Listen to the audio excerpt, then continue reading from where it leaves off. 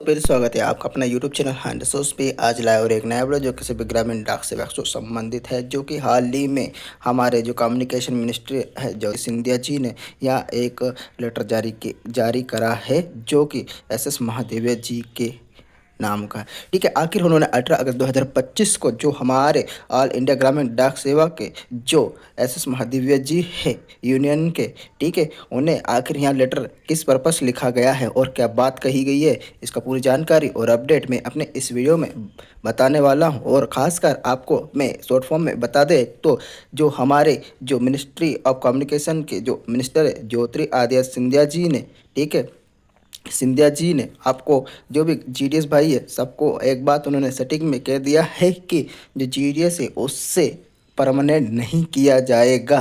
ठीक है, किसी भी रूप से परमानेंट नहीं किया जाएगा।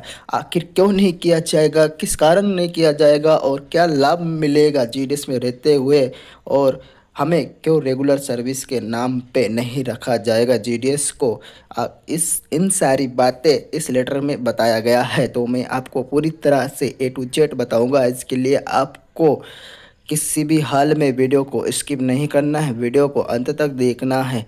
ठीक है, जैसा कि सिंधिया जी ने यहाँ लेटर 18 अगस्त 2025 को प्रिय श्री एस महादेव जी को लिखा है, जो कि कृपया उन्होंने कहा कि कृपया ग्रामीण डाक सेवा की सेवा शर्तों के कल्याण के संबंध में आपने पत्र संख्या के संदर्भ में ले।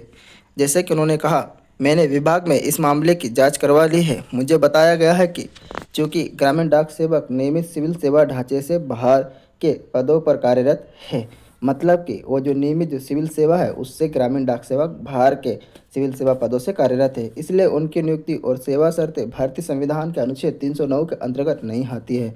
मतलब आपको बता दें, भारतीय संविधान के अनुच्छेद 309 के अंतर्गत अगर यदि कोई सेवा आती है तो उसे सिविल सेवा माना जाएगा। ठीक है, तो उसके अंतर्गत नहीं आती है, उन्होंने बात कही है। और इसलिए नियमित कर्मचारियों और डाक सेवकों को मिलने वाली लाभों में समानता नहीं हो सकती है।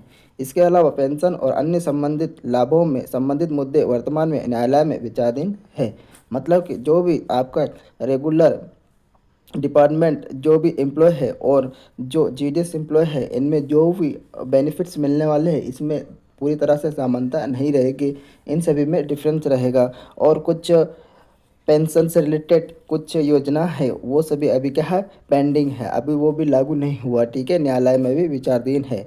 कुछ अदर बेनिफिट्स वो देना चाहते थे। और एक खास बात आपको बता दें, जो मेडिकल बेनिफिट्स है वो तो जीडीएस के लिए रखा गया था, लेकिन जब स्वास्थ्य मंत्री विभाग को भेजा गया ना तो उन्होंने इसे रिजेक्ट कर दिया। आप सोच लो कि जीडीएस आखिर क्या है भाई। पूरी तरह से हमें तो एक तरह का खेला माना जा रहा है। अपनी जो पोस्ट ऑफिस में मान लो, पोस्ट ऑफिस का पूरा कार्य काम जितना भी रहेगा ना पूरा जीडीएस के ऊपर ही रहता है, और आके जीडीएस के लिए कुछ भी नहीं। मेडिकल बेनिफिट्स जो भेजा गया था स्वास्थ्य विभाग को, वो तभी तो अप्रूव नहीं हुआ है, कैंसिल हो गया है, इस लेटर में पूरा बताया है। यहाँ भी सूचित किया जाता है कि ग्रामीण डाक सेवा के कल्याण को सुनिश्चित करने के लिए समर्पित योजनाएं मौजूद है, जिनमें सेवा मुक्ति लाभ योजना एसडीबीएस भी शामिल है, जो नियमित कर्मचारियों के लिए राष्ट्रीय पेंशन प्रणाली के समान कार्य करती है। साथ ही जीडीएस ग्रेजुएटी जीडीएस समूह बीमा भी प्रदान करती है। जीडीएस के वेतन ढांचे और सेवा शर्तों के समय समय पर समीक्षा की जाती है, जिसके सबसे हालिया संशोधन 2018 में लागू किया गया है। ग्रामीण डाक सेवकों के मंडल कल्याण कोष से वित्तीय सहायता और ऋण भी दिया जाता है। वो तो सबको मालूम है कि भाई ऋण दिया जाता है, जो कि सोसाइटी से दिया जाता है, ठीक है, ना कि डाक विभाग की ओर से। तो देख लीजिएगा कि डाक विभाग कुछ नहीं कर रहा है, सिर्फ एक सोसाइटी जो है हमारी जो यूनियन की जो सोसाइटी से रहता है, बस वही यहाँ जो अपने को ऋण उपलब्ध करा रहा है। ठीक है, इसके अतिरिक्त पात्र ग्रामीण डाक सेवकों को एमटीएस और पोस्टमैन, मेलगार्ड, डाक सहायक जैसे विभागीय पदों पर नियुक्ति करने के प्रावधान मौजूद है। ग्रामीण डाक सेवकों के सीजीएचएस लाभ प्रदान करने का प्रस्ताव पर भी विचार किया गया था। ये आ गया आपका सीजीएचएस। ठीक है, तो यहाँ भी जो प्रस्ताव रखा गया था, लेकिन स्वास्थ्य एवं परिवार कल्याण मंत्रालय ने इसे स्वीकार नहीं किया।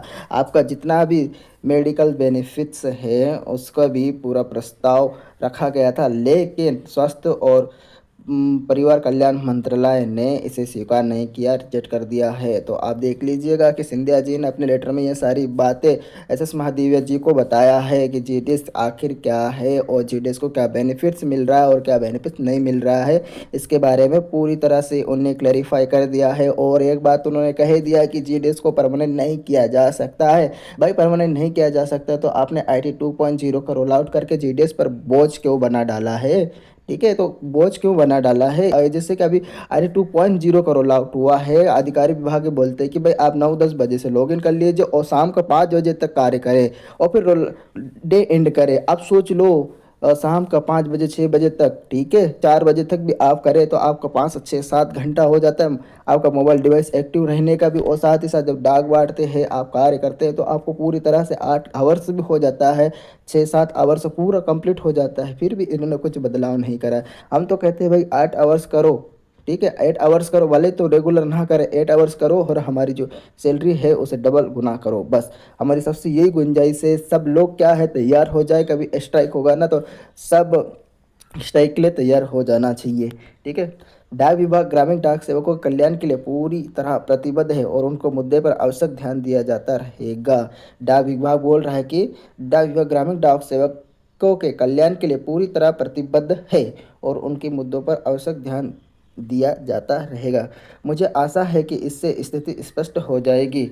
और उन्होंने कहा कि स्नेह ज्योतिरादित्य सिंधिया जी, ठीक है, श्री महादेव जी, माननीय महासचिव अखिल भारतीय ग्रामीण डाक सेवक IJDS ऑल इंडियन ग्रामीण डाक सेवक यूनियन के सचिव जो है ना, सेक्रेटरी एसएस महादेव जी को यहाँ लेटर 18 अगस्त 2025 को लिखा है। उन्होंने इसमें ग्रामीण डाक सेवक से संबंधित सारी जो भी व्यवस्था है उसके बारे में बता दिया कि ग्रामीण डाक सेवक को क्या व्यवस्था मिलने वाली है और क्या व्यवस्था नहीं मिलने वाली है। ये पूरी संबंधित जानकारी उन्होंने अपने इस लेटर के माध्यम से बता दी है। तो आप समझ गए हो गए हो कि ग्रामीण डाक सेवा के लिए क्या क्या बेनिफिट्स है। आपको 5 लाख का ग्रुप इंश्योरेंस बीमा तो मिलेगा ही, ठीक है, ग्रुप इंश्योरेंस बीमा मिलना ही है 5 लाख तक का, ठीक है। इसके बाद आपका जो पेंशन स्कीम है वो भी मिलेगा, जो और ग्रेजुएटी मिलेगा आपको। CDBS जो आपके मतलब आप रिटायर हो जाते हैं इसके बाद जो आपको मिलने वाला CDBS वो भी आपको इसकी भी सुविधा मिल जाएगी, ठीक है। सर्विस डिस्चार्ज बेनिफिट स्कीम है CDBS, ठीक है। तो ये सब कुछ आपको मिल जाएगा। और आपका अलावा मेडिकल बेनिफिट, जो मेडिकल बेनिफिट्स अपने को मिलना था लेकिन वो CGS जो बेनिफिट्स है वो अपने को नहीं मिला, ठीक है। जो मिनिस्ट्री ऑफ हेल्थ और फैमिली वेलफेयर जो का मिनिस्टर है वो एक्सेप्ट नहीं कर पाया ये प्रपोजल को, ठीक है। इन्हें प्रपोजल रखा था बाकी नहीं एक्सेप्ट किया। क्यों करेगा भाई? क्योंकि GDS तो एक केंद्र कर्मचारी के अंतर्गत आता ही नहीं, शासकीय कर्मचारी है ही नहीं, ये तो एक कंट्रेक्चुअल है, ठीक है। एक तो कंट्रेक्चुअल है, ठीक है, आउटसाइड एक सोर्स है पोस्ट ऑफिस के लिए, ठीक है। तो ये बात उन्होंने कही है, तो इसलिए आप अपना कुछ नहीं होना है, हमें से अपने आवाज़ उठाना है अपने को, ठीक है।